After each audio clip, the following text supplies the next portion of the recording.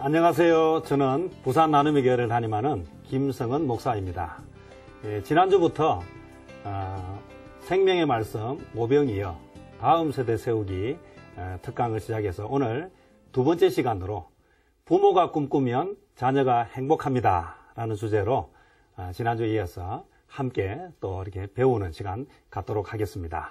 먼저 한석봉 어머니에 관한 이야기를 잠깐 하려고 하는데요. 지난 시간에 잠깐 언급하기는 했었는데요.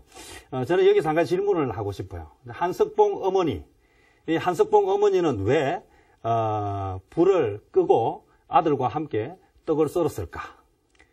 뭐 제가 생각할 때는 보통 어머니 같으면 어떻게 하겠습니까? 불 끄고 아들 보고 앉혀놓고 뭐합니까? 자, 그를 써라. 그래서 쓰는 것을 보고 어떻게 합니까? 잘 못 썼다. 그러면 요것밖에 못 쓰냐? 그럼 이놈의 시키. 이렇게 하면서 어떻게 합니까? 등짝 한 대 딱 때려주고 그리고는 똑바로 해. 그렇게 잘할 때까지 그렇게 할 텐데 이 한석봉 어머니는 어떻게 했느냐? 이 어머니는 아들에게 뭐하게 하고 글을 쓰게 하고 어머니는 뭘 했습니까? 글을 잘 쓰니까 본 것이 아니고 어머니는 그 어두운 데서 이렇게 칼로 떡을 쓰는 것을 보여주었다. 저는 여기에서 참 많은 교훈이 있다고 생각해요.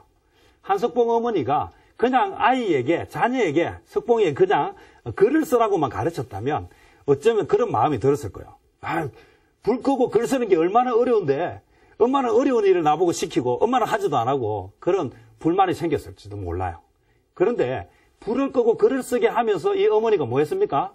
이 어머니가 같이 떡을 썰었기 때문에 그래서 그 결과를 딱 봤을 때 자기는 불 끄고 나니까 글을 도저히 쓸 수가 없는데 엄마는 그 불을 끈 상태에서도 불을 끄기 전과 똑같이 떡을 가지런하게 쓰는 그 장면을 보면서 엄마가 얼마나 열심히 성실하게 살았는지를 아들이 보게 되고 그러면서 자기의 노력이 얼마나 부족한지를 깨닫게 되었다.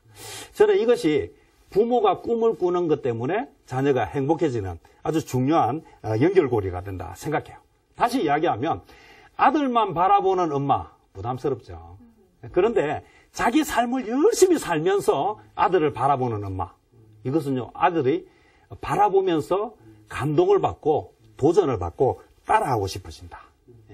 그래서 저는 이런 이야기를 좀 하고 싶어요. 3살 버릇 8까지 간다는 이야기 혹시 들어보셨죠? 예. 3살 버릇 8까지 간다는 의미가 뭡니까? 3살 때 버릇이 뭐가 된다? 형성되기 시작한다는 거예요. 3살 때 버릇이 형성돼. 그래서 이걸 제가 보니까 교육심리학에서 이미 조사를 했는데 3세에서 4세에 사람의 인격이나 습관이 이미 거의 대부분이 형성된다고 이렇게 조사 결과가 나왔어요. 그래서 버릇은 언제부터 가르쳐야 된다? 3살 때부터 가르쳐야 돼요. 자, 그러면 이제 3살, 4살이 지난 5살 이후의 아이는 어떻게 되겠습니까? 이제 가르쳐도 안 된다. 가르쳐도 안 된다 그러면 이제 답이 없잖아. 너무 절망스럽잖아. 그래서 5살 이후의 아이들이 안 된다는 얘기가 아니고 5살, 6살 자꾸 나이를 먹어갈수록 뭐를 고치기가 어렵다? 습관을 고치기가 어렵다. 불가능하다는 이야기가 아니고 어렵다라는 이야기를 하고 있어요. 그래서 자꾸 버릇은 언제 가능하면 1살이라도 빠르게 어릴 때 그렇게 고치는 것이 좋다. 그래서 오늘 우리의 습관이 부모의 습관이 누구에게 영향을 미친다? 자녀에게 영향을 미친다는 거예요. 그래서 오늘 한석봉 어머니가 어떻게 했습니까? 그 삶의 그 모습, 그 생활 습관이 그 아들에게 그대로 전달되어져서 그 아들이 아주 탁월한 글을 쓰는 사람이 되었습니다. 자, 요 그림 한번 보면서 우리가 좀 이야기를 이어갔으면 좋겠는데요. 자, 요 그림 어떤 그림이에요? 아이가 할머니로부터 따라하라고 교육받지 않았음에도 불구하고 아이가 뭐 하고 있어요? 똑같이 따라하고 있죠. 또 아저씨가 아이들 보고 따라하라고 이야기하지 않았는데 아이들이 아저씨를 따라서 뭐 하고 있습니까? 뒷짐을 지고 따라가고 있다라는 거죠. 그래서 우리 아이들을 우리가 이야기할 때 따라쟁이라고 하는 이야기를 자주 합니다. 이것은 무엇인가 하면 시키지 않는데도 불구하고 아이들은 뭐 한다? 보면서 따라하게 돼 있어요. 그래서 우리 잘 하는 말이요. 법조인 집안에서 법조인이 많이 나오고, 의사 집안에 뭐가 나옵니까? 의사가 많이 나오고, 목회자 집안에 목회자가 많이 나오고, 사업가 집안에 사업가가 많이 나와요. 왜 그러냐면 가르쳐주고 배우지 않았는데 그냥 생활 속에서 그냥 보고 따라하게 되다 보니까, 따라하다 보니까 익숙해지고 자연스러워지고, 또 익숙하고 자연스러워지다 보니까 뭐 하게 됩니까? 잘하게 되는 거예요. 그래서 오늘 우리가 이게 습관이라고 하는 것은 사람에게 영향을 주는데, 특별히 부모의 습관이 자녀에게 영향을 줍니다. 자, 그런데 중요한 것은요, 부모의 습관을 아이들이 따라할 때 좋은 것만 좀 따라해주면 좋겠는데, 아이들은 뭐도 따라한다면 나쁜 것도 따라해요. 그래서 나도 모르게 내가 하고 있는 행동이 누구에게 전달되고 있다? 우리의 자녀에게 전달되고 있어요. 그래서 나는 이야기하죠. 엄마의 좋은 것만 배워, 나쁜 것은 배우지 마, 이렇게 이야기하는데, 아이들은 나쁜 것은 배우지 마 하는 그거까지도 배워서 더 오히려 나빠지는 경우들이 있다. 그래서 얼마 전에 미국에서 연구를 했는데요. 그 연구의 결과가 나왔어요. 그 결과가 뭐였느냐면, 부모 중에 알코올 중독자가 있으면 그 자녀가 일반인보다 알코올 중독자 자녀가 알코올 중독자가 될 확률이 높다는 거예요. 그래서 왜 그럴까 싶어서 이제 연구를 해봤더니, 이게 술을 한 번도 먹어보진 않은 아이의 뇌가 이미 술을 술술 받아들일 수 있도록 그렇게 뇌가 그렇게 변형이 되어 있더라는 거예요. 그게 연구 결과에 나왔다는 거예요. 야, 이게 얼마나 중요한지. 그러니까 이건 우리가 말하고 행동하는 것뿐만 아니라 무의식 속에서도 이런 것들이 영향을 주고 있다. 자, 우리 잠깐 한 가지 더 재밌는 질문 하나 드리려고 하는데요. 자, 한번 맞춰보시기 바랍니다. 자, 여자들이 가장 많이 영향력을 받는 사람은 삐리리 다 누구일까요? 삐리리. 엄마. 엄마에게 뭐 영향을 많이 받을 수 있죠. 또요. 남자. 그렇죠. 여자에게 영향을 많이 주는 남자일 수 있죠. 연예인. 자, 정답을 한번 보여드리겠습니다. 자, 여자들이 가장 영향을 많이 받는 사람은 아는 언니. 아는 언니. 그래서 이게 왜 영향을 많이 받는 사람이 아는 언니일까? 이것은 뭔가 좀 궁금한 점이 있고 잘 모르는 것이 있을 때 누구한테 물어보기 때문에요? 아는 언니한테 물어보는 거예요. 그리고 아는 언니하고 가장 가까이 있는 거예요. 그래서 사람은 누구에게 가장 많은 영향을 받느냐 하면 가장 많이 묻고 또 가장 많이 답을 듣는 사람한테. 그래서 또 여자들이 가장 많이 배우는 곳 중에 하나가 미장원이래요. 그래서 이제 미장원에 가면 모든 동네에 돌아가는 사건을 다 알 수 있어요. 어느 집에 무슨 일이 있었는지 대소사를 다 알 수 있는 곳. 그래서 여기서 제가 한 가지 중요한 것 하나를 말씀드리고 싶은데요. 그게 뭐냐? 그러면 왜 이 여자들에게 가장 영향을 많이 주는 사람이 아는 언니 또는 많은 정보를 접수하는 곳이 미장원 이런 곳일까? 그것은 유시간 말로 뭐라고 하느냐면 잠재적 교육 과정을 통해서 영향을 받는다. 잠재적 교육 과정 또 표면적 교육 과정이 있는데 뭐 조금 어려운 말이기는 한데 한번 좀 설명을 하면요. 표면적 교육 과정은 이렇게 딱 배우고자 하는 정확한 목표가 있는 과정이 있는, 그래서 눈에 쉽게 띄는, 쉽게 이야기하면 학교, 학원 이런 데 가서 배우는 것은 표면적 교육이라고 해요. 그런데 잠재적 교육은 의도하지 않은, 그래서 배우는 것처럼 나타나지 않는데 실제는 가장 많이 배우는 것. 그것은 뭐냐면 수업 시간 이외에 친구들과 어울려서 노는 그 많은 시간들, 또 학원 가서 또 학원 오며 가며 하는 그 주변의 모든 상황들, 그리고 또 집에 있는 동안에 그래서 가장 많은 시간을 보내고 가장 많이 대화를 나누는 그곳에서 뭐를 받는다? 가장 많은 영향을 받는다. 그래서 사실 사람은 표면적 교육보다 잠재적 교육을 통해서 훨씬 많은 것을 배운다라고 하는, 혹시 무의식적 무능력이라고 하는 의식의 단계, 또 의식과 능력에 관계되는 표현인데요. 혹시 무의식적 무능력, 이게 무슨 말인 것 같아요? 뭐 쉽게 설명하면 그래요. 몰라서 못하는 것. 이게 무의식적 무능력이에요. 자, 그래서 모르다가 이제 알게 됐어요. 무의식에서 의식으로 넘어오는 거예요. 아는데 안 되는 것. 이걸 이제 의식적 무능력 단계라 그래요. 저는 요 예를 들 때 자동차 이야기를 많이 드는데, 자, 운전 그거 하면 뭐 골치 아프고 뭐 대중교통 이용하면 되지라고 생각하면 그냥 그렇게 살아요. 근데 사실 살아보면요, 운전하면 얼마나 편한지 몰라요. 예, 그래서 누군가가 운전이 얼마나 편한지 몰라라고 이야기하고 실제 내가 있어 보니까 대중교통 이용해서 막 가다가 옆에 친구차 얻어 타고 가보니까 너무 편해요. 알게 됐어요.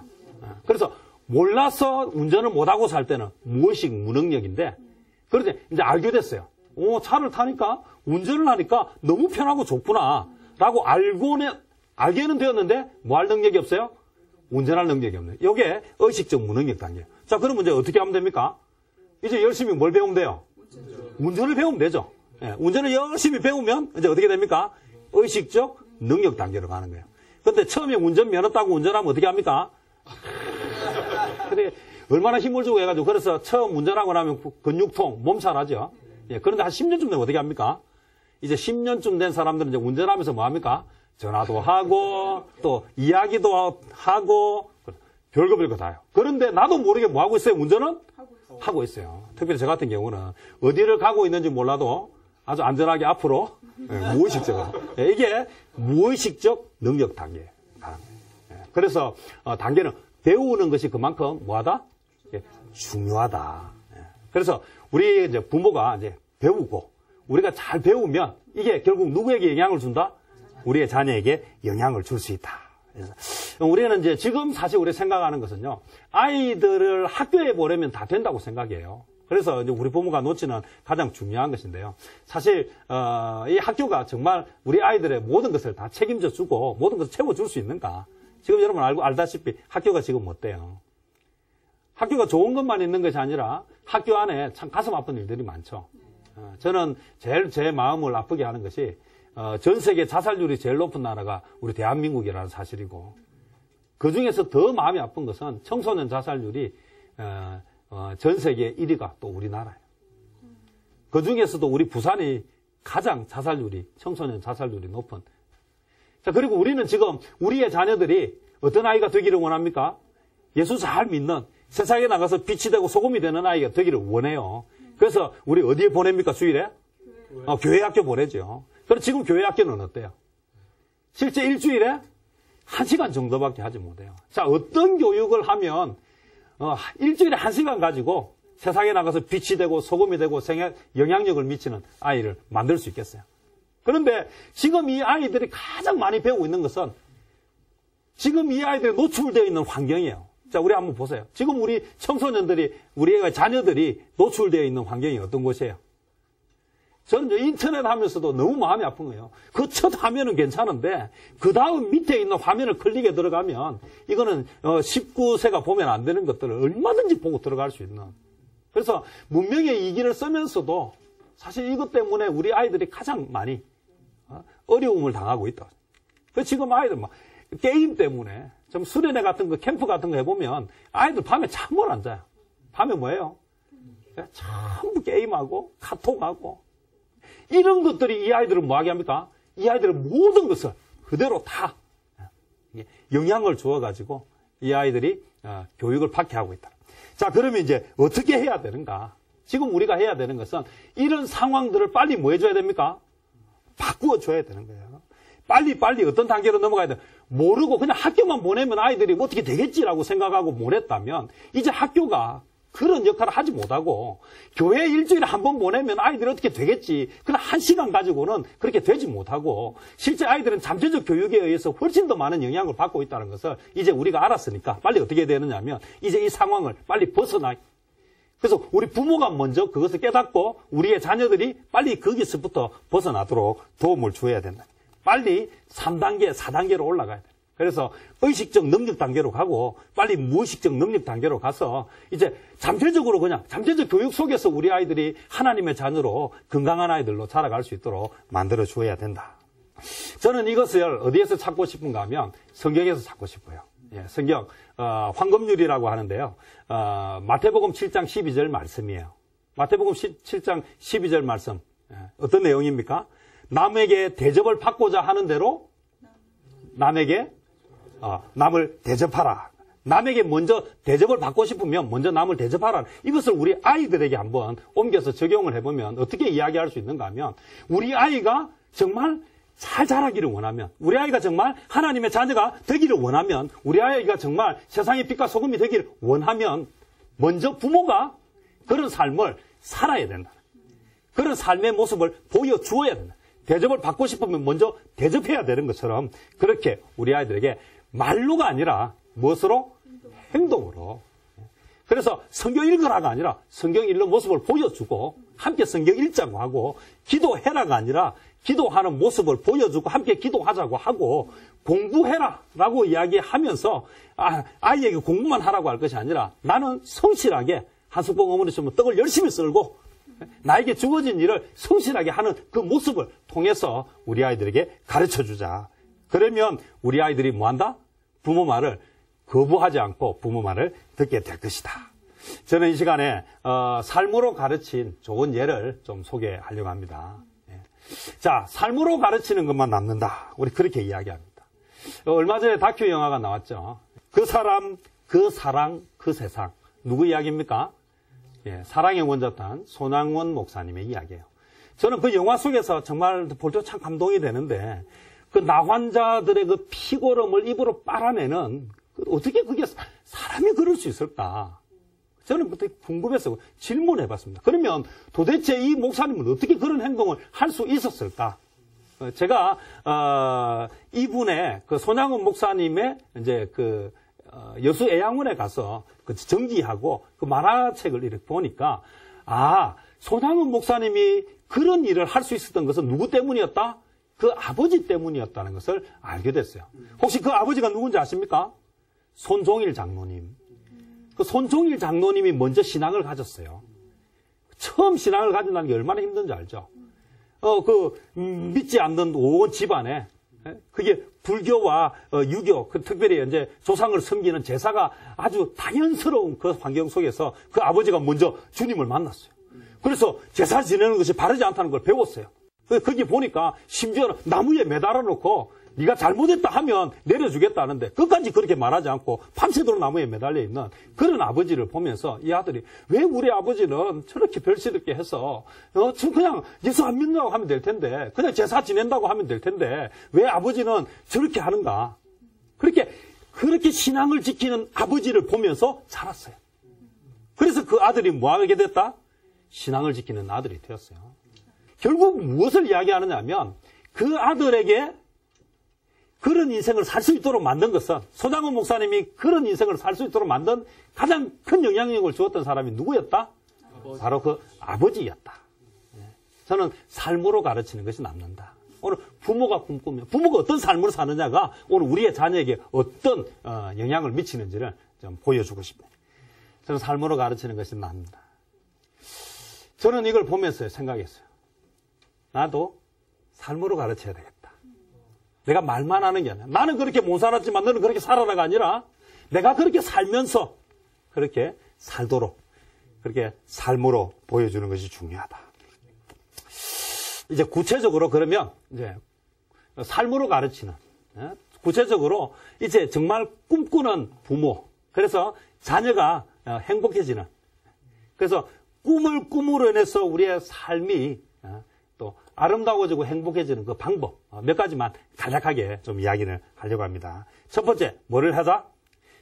TV를 끄고 삶을 켜자. 우리나라 사람들 하루 TV 보는 시간이 얼마 되는 줄 아십니까? 3시간이라고 해요. 그럼 한 달에 얼마쯤 될 것 같습니까? 1년에 얼마쯤 되겠습니까? 한 달 반. 그러면 평생을 사는데 TV 보면서 보는 시간은 10년. 그래서 뭐를 끄자? TV를 끄자. 제가 오늘도 TV를 끄자 하니까 지금 보고 있는 이 TV를 끄라는 이야기 아니죠.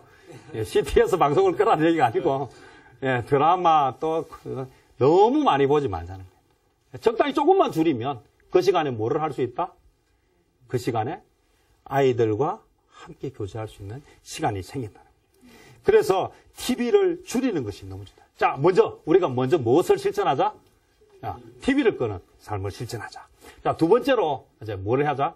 자, 자녀들과 함께 저녁 식사를 같이 하자. 저녁 식사를 같이 하자. 자, 저녁 식사를 같이 하는 게 뭐냐? 아주 좋은 예가 있는데요. 자, 이게 릴리와 그의 아버지, 마골린이라고 하는 사람. 이 릴리는, 어떤 사람이냐면 한국 사람이에요.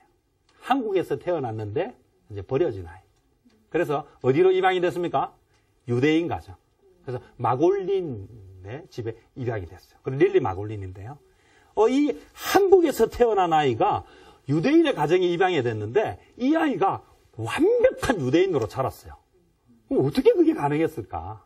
그것도 유대인 중에서도 아주 탁월하고 아주 영향력 있는 유대인으로 자랐어요. 물론 그 이야기를 다 하려면 너무 시간이 길기 때문에 한 가지만 이야기하자면 중요한 것은요. 이 릴리라고 하는 이 아이가 한국 아이임에도 불구하고 유대인의 가정에서 완벽한 유대인, 그것도 아주 모범적이고 우수한 유대인이 될 수 있던 그 이유가 뭘까? 그래서 인터뷰를 할 때 기자가 물었더니 이 딸이 직접 대답하지 않고 아빠에게 물었어요. 아빠, 어떻게 내가 이렇게 될 수 있었지? 라고 했을 때 그 아빠가 들려준 이야기가 뭐였다? 우리는 항상 저녁 식사를 같이 했어. 자, 밥을 같이 먹는 것이 무엇을 만들었다? 한 아이로 하여금 완벽한 유대인을 만들었다는 거예요. 밥만 먹는데 지금 우리는 가족과 함께 뭐 하는 것을 자꾸 가벼이 생각한다? 밥 먹는 것을 가볍게 생각해요. 그럼 가족과 함께 뭐를 먹자? 밥을 먹자.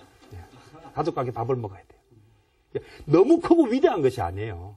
자, 밥을 못 먹는 상황이 될 수 있어요. 저는 요즘 너무 바빠가지고 아침, 점심, 저녁을 밖에서 먹는 때가 많은데 그래서 아이들과 밥은 먹지 못하니까 대신에 저는 뭐를 하느냐면 저녁 시간에 아이들과 함께 광안리까지 산책을 해요. 산책을 하고 나서 뭐가 달라졌는가 하면 저는 우리 딸아이가 말을 별로 안 하는 아이인 줄 알았어요. 그런데 막 그 갔다 오는 1시간이 넘도록 얼마나 말을 많이 하는지 나는 이렇게 시끄러운 아이인지 몰랐어요. 그동안에 제대로 갖지 못했던, 그래서 단절됐던 관계가 회복되어졌어요. 그래서 자, 무엇을 하자? 가족이 함께 식사를 하자. 밥을 먹는다는 것은 곧 뭘 하는 것입니까? 거기서 이야기를, 대화를 하는, 눈높이를 낮춰서 듣게 되고 그러면서 이 아이가 질문하게 되고 많은 인생의 고민들. 그래서 여자들이 아는 언니한테서 배우는 것이 아니라 자녀들이 누구한테서 배워야 된다? 부모한테서 배워야 된다. 그래서 편안하게 무슨 이야기든지 할 수 있도록 만들어 주었으면 좋겠다. 자, 마지막으로 한 가지만 더 이야기를 하려고 하면요. 이제 뭘 하라? 독서를 하라. 아이가 책을 읽도록 해주라. 저는 강영호 박사님 참 좋아합니다. 중학교 때 축구를 하다가 실명을 하고 나서 그렇게 이제 자기를 돌봐주던 그런 자매와 함께 또 결혼을 해서 미국으로 이민을 가서 미국의 명문 가문을 이루고 그 장애를 가진 이 박사님의 자녀들이 아주 미국의 아주 훌륭한 자녀들로 자랐어. 그래서 이야기합니다. 미국의 명문 가문, 한국에서 가장 미국에 성공한 그런 가문을 이루었다고 이야기합니다. 그 비결 중에 여러 가지가 있기 때문에 저는 한 가지만 꼭 이야기하고 싶은데 이 아이가 학교에 가서 아버지에 관해서 글을 쓰라고 했는데 이 아이가 뭐라고 했냐면 우리 아버지는 저녁에 불을 끄고 책을 읽어주는 아버지. 대부분의 정상적인 아버지는 뭐를 합니까? 불을 끄면 책을 못 읽어주죠. 그래서 책을 읽어주려면 뭐를 켜야 된다? 불을 켜야 되는데 우리 아빠는 밤이 되면 뭐 한다? 불을 꺼주고 끄고 이렇게 점자를 이용해서 책을 읽어준다. 물론 눈이 시각장애인이기 때문에 뭐 할 수 없어서 같이 농구는 해줄 수 없고 같이 축구는 해줄 수 없었지만 그가 할 수 있는 것이 뭐였다? 책을 읽어주는 거예요. 오늘 우리가 우리의 자녀에게 정말 꿈을 제대로 꾸게 해주고 내가 살아가는 것을 아이들에게 제대로 가르쳐주고 싶다면 우리가 무엇을 하게 해야 된다? 책을 읽게 해주어야 된다. 저는 이제 이야기를 좀 정리를 하려고 합니다. 자, 오늘 우리가 부모가 꿈을 꾸면 자녀가 행복하다라고 했습니다. 자녀가 정말 잘 되기를 바라십니까? 네. 그렇다면 먼저 내가 꿈을 꿔야 돼요. 내가 어떤 꿈을 꿔야 되나? 내가 삶으로 아이들에게 보여주고 내가 먼저 행동으로. 그래서 가장 첫 번째는 뭐다? 우리가 뭘 끄자? TV를 끄자. 그리고 또 뭘 하자? 저녁을 같이 먹자. 그리고 뭘 하자? 책을 읽자. 작은 실천에서부터 놀라운 결과가 나타납니다. 그래서 오늘 우리 부모가 이제 정말 하나님 안에서의 꿈을 꾸고 그것을 통해서 우리의 자녀들이 제대로 건강하게 잘 자랐으면 좋겠습니다. 오늘 이 강 열심히 들어주신 여러분 진심으로 감사합니다.